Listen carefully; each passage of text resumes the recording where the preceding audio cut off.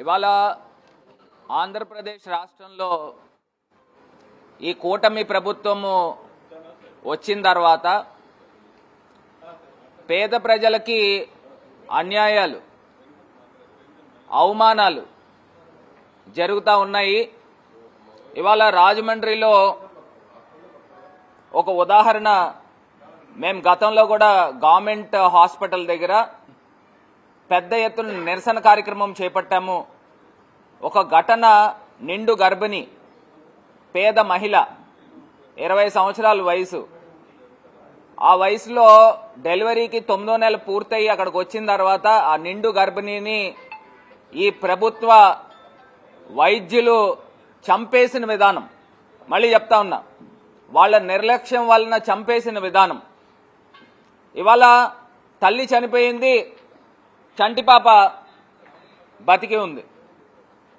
ఇవాళ డాక్టర్లు కూడా ఇచ్చిన రిపోర్ట్ గురించి కూడా నేను చెప్తా ఉన్నా.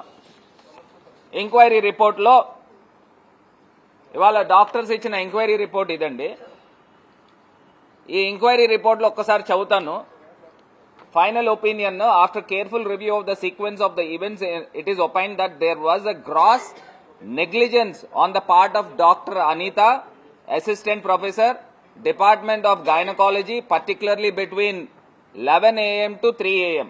for not attending and not properly examining the patient during a critical period.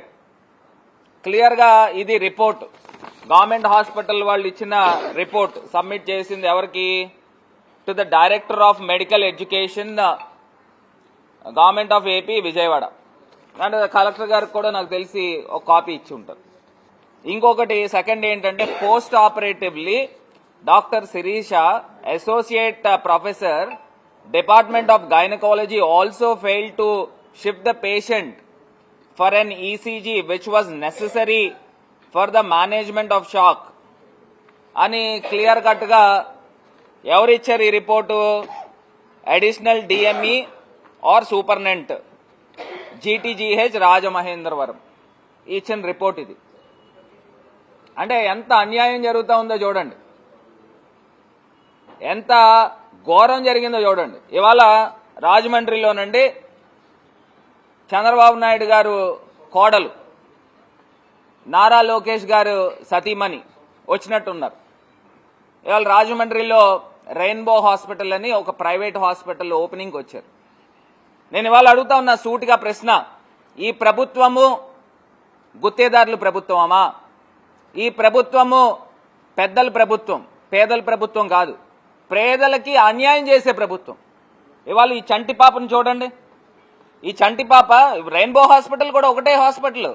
ఏంటనంటే రెయిన్బో హాస్పిటల్ కూడా చైల్డ్ కేర్ హాస్పిటల్. అంటే పిల్లలు, చంటి పిల్లలు పుడతా ఉంటారు, గైనిక్ డిపార్ట్మెంట్కి సంబంధించి చాలా ఫేమస్ అన్ని రాష్ట్రాల్లోనూ ఉన్నట్టుంది. ఇవాళ ఈ చంటి పాప బతికింది, తల్లి చనిపోయింది. అంటే గవర్నమెంట్ హాస్పిటల్ పరిస్థితులు ఎంత అధ్వానంగా ఉన్నాయనంటే అంత దారుణంగా ఉన్నాయి. గవర్నమెంట్ హాస్పిటల్ ఇప్పుడు ఈ పాపకి దిక్కు ఎవరేనండి? నేను అడుగుతా ఉన్నా. చంటి పాప పుట్టింది, తల్లి చనిపోయింది. అక్కడ సూపరింటెండెంట్ గారు క్లియర్ కట్ గా ఆయన రిపోర్ట్ ఇచ్చారు, నెగ్లిజెన్స్ ఆఫ్ ద డాక్టర్స్ అని క్లియర్ గా ఇచ్చారు. అంటే ఒక మనిషి ప్రాణాలు తీయడానికి ఈ ప్రభుత్వం నిద్రపోతా ఉందా అని అడుగుతా ఉన్నా.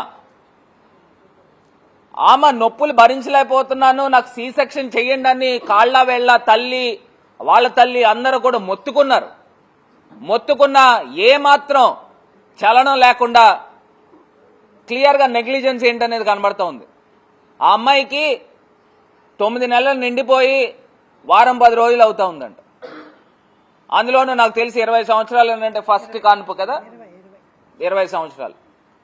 మరి ఈ పరిస్థితుల్లో ఈ రకంగా వ్యవహరించిన తీరుని ఏమనాలి అని అడుగుతా ఉన్నా. అక్కడేమో వాళ్ళు సీఎం గారు కోడలు వీళ్ళందరూ కూడా వచ్చి ప్రైవేట్ హాస్పిటల్ని ఓపెన్ చేస్తారు. అంటే పెద్దవాళ్ళ గురించి ఆలోచన చేస్తారు, పేదల గురించి ఆలోచన చేయరు. ఇలాగ ఇక్కడ గవర్నమెంట్ హాస్పిటల్లో పేదలు చనిపోతా ఉన్నారు, మీకు పట్టదు. పెద్ద పెద్ద గుత్తేదారులు హాస్పిటల్, ప్రైవేట్ హాస్పిటల్, కార్పొరేట్ హాస్పిటల్ని మీకు వాళ్ళే కావాలి, మీకు పేదలు అవసరం లేదు. ఇవాళ ఇది ఒక నిదర్శనంగా ఇవాళ వాళ్ళు రావడం, ఇక్కడ మొన్న ఆవిడ తల్లి చనిపోవడం, పాప బతకడం ఎంత అన్యాయం అండి. ఎవరికైనా మనసు ఎంత బాధ కలుగుతుందండి, గుండె చెక్కలైపోతుంది, గుండె పగిలిపోతుంది. మరి ఇలాంటి పరిస్థితుల్లో రాజమహేంద్రవరం గవర్నమెంట్ హాస్పిటల్ ఉంది. తల్లి చెప్తా ఉన్నారు, లేబర్ రూమ్లో నర్సులే ఉంటున్నారంట, డాక్టర్లు రావట్లేదంట, ఎవరి కాళ్ళకి ఫ్రీ డెలివరీలు అయిపోతా ఉన్నాయి, తల్లే పట్టుకుంటుందంట బేబీని. అలా 10 కాన్పులు వీళ్ళు చూశారంట. అంటే ఎంత నిర్లక్ష్యమో ఇక్కడ కనబడతా ఉంది. ఇంత అన్యాయం చేస్తూ ఇంత దారుణంగా వ్యవహరిస్తా ఉన్నారు. మరి నారా లోకేష్ గారు కూడా ఆయన యోగలంలో ఏం మాట్లాడాడో ఒక్కసారి చూద్దామండి. ఆయన యోగలంలో మాట్లాడిన తీరు ఒక్కసారి చూద్దాం. ఈయన నారా లోకేష్ గారు మాట్లాడతారు, నేను గవర్నమెంట్ హాస్పిటల్ అన్ని చాలా అద్భుతంగా చక్కదిద్దుతాను అని చెప్పాడండి. ఇప్పుడున్న మెడికల్ కాలేజెస్ అన్ని కట్టాలంటే ఆర్థికంగా చాలా ఇబ్బందులు వస్తాయి. ఆ క్వాలిటీ కూడా మనం మెయింటైన్ చేయలేకపోవచ్చు. నేను పక్కన రాష్ట్రాలు, ఇప్పుడు కేరళ లాంటి రాష్ట్రాలు చూస్తే ప్రభుత్వం అయితే చాలా బలంగా ఉండదు. ఎందుకని మనం తీసుకురావాలనేది బలంగా నేను ఆలోచిస్తున్నా. అక్కడ మీకు మెరుగైన వైద్యం ఎందుకు అందించలేమనేది ఒక ఛాలెంజ్ గా తెలుగుదేశం ప్రభుత్వం తీసుకుంటుంది. ఇప్పుడున్న మెడికల్ కాలేజెస్ అన్ని కట్టాలంటే ఆర్థికంగా చాలా ఇబ్బందులు వస్తాయి. ఆ క్వాలిటీ కూడా మనం మెయింటైన్ చేయలేకపోవచ్చు. అంటే ఈ పరిస్థితులు నారా లోకేష్ గారు, ఆయన సాక్షాత్ సీఎం గారు కొడుకు, కేబినెట్లో మంత్రి, ఆయన ఏం మాట్లాడాడంటే యువగలంలో గవర్నమెంట్ హాస్పిటల్ అన్ని బలోపేతం చేస్తాను, ఎందుకు చేయలేం, కేరళ రాష్ట్రం చేస్తున్నారు, నేను ఎందుకు చేయలేను, మేము వచ్చిన తర్వాత, తెలుగుదేశం ప్రభుత్వం వచ్చిన తర్వాత అద్భుతాలు చేసేస్తాము అని చెప్పిన వ్యక్తి ఆయన ఏమంటున్నాడు, క్వాలిటీ ఇవ్వలేమంటున్నాడు. గవర్నమెంట్ మెడికల్ కాలేజీలు క్వాలిటీ ఇవ్వలేమంటున్నారు. అంటే ప్రతి మెడికల్ కాలేజ్కి ఒక గవర్నమెంట్ హాస్పిటల్ అనుసంధానంగా ఉంటుంది. ఇప్పుడు రాజమండ్రి తీసుకుంటే, రాజమండ్రి గవర్నమెంట్ మెడికల్ కాలేజ్ ఏదైతే కడతా ఉన్నారో ఇప్పుడున్న హాస్పిటల్ దానికి అనుసంధానం. దాన్ని ప్రైవేటైజ్ చేస్తే హాస్పిటల్ కూడా ప్రైవేటైజ్ అయిపోతుంది. ఈయన చేసేది ఏంటని అడుగుతా ఉన్నా. ఇవాళ మీరు గుత్తేదారుల ప్రభుత్వం, పెద్దల ప్రభుత్వం, పేదవాళ్ళకి చిన్న చూపు చూసే ప్రభుత్వం ఇవాళ క్లియర్గా ఎస్టాబ్లిష్ అయ్యింది. ఇవాళ నేను ఎదురుగుండా పెడతా ఉన్నా. మీరు ఇప్పటికైనా బుద్ధి తెచ్చుకోండి. రాష్ట్రంలో ఎన్ని గవర్నమెంట్ హాస్పిటల్ ఉన్నాయి, ఆ గవర్నమెంట్ హాస్పిటల్లో ఇన్ఫ్రాస్ట్రక్చర్ ఉందా లేదా, ఆ గవర్నమెంట్ హాస్పిటల్లో పర్టికులర్గా డాక్టర్లు ఉన్నారా లేదా, స్పెషలిస్టులు ఉన్నారా లేదా, స్టాఫ్ ఉన్నారా లేదా, ఇవన్నీ చూసుకోవడం ఎంతసేపు పనండి, నాకు అర్థం కాదు. ఒక రాష్ట్రము, 25 జిల్లాలు, 175 నియోజకవర్గాలు, ఎంతసేపు పనండి. పేదవాడికి నిజంగా మీరు సేవ చేయాలనే ఒక ఉద్దేశమే గనక మనసులో కానీ బుర్రలో కానీ ఉంటే ఇవన్నీ చేయొచ్చు. ఎందుకు చేయలేకపోతా ఉన్నారు అంటే మీరు కేవలం ఏంటంటే డబ్బులున్న వాళ్ళని మీ తాలూకా వాళ్ళకి అమ్ముకుని, వాళ్ళకి అన్నీ కూడా బినామీ కంపెనీల పేర్ల మీద మెడికల్ కాలేజీలు రాయిపించుకుని ఈ రకమైన కార్యక్రమం చేస్తూ ఉన్నారు. ఈ పాపకి ఇంత అన్యాయం జరిగింది.